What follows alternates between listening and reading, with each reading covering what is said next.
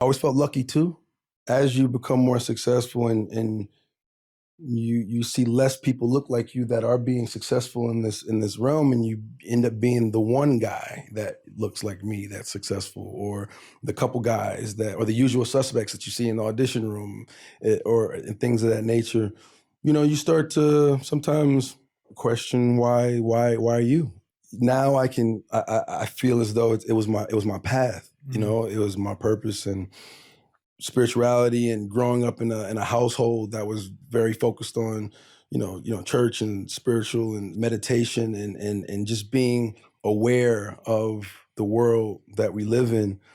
I felt I was destined for something, not Wow. knowing what that was, but just something. Wow. Yeah. And I mean, when I'm hearing that, it sounds like, I love what you said. You were like, they hid we were poor and we didn't even see that.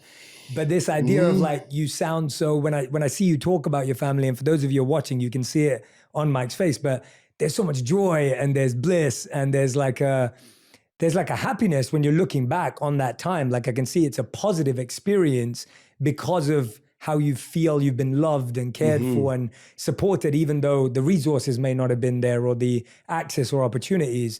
And I was wondering, when I was listening to you, like, is there a memory or an experience from your childhood that you think defines who you are today? Like, was there a memory or a story that you have in your mind of an experience you went through that you think brings out maybe that service element or brings out that purposeful element? And I think this bliss and this appreciation for how I grew up comes in hindsight. The first time you have a moment where you're like, pick up the phone, one morning, you just call your mom and be like, thank you. I get it. I'm sorry.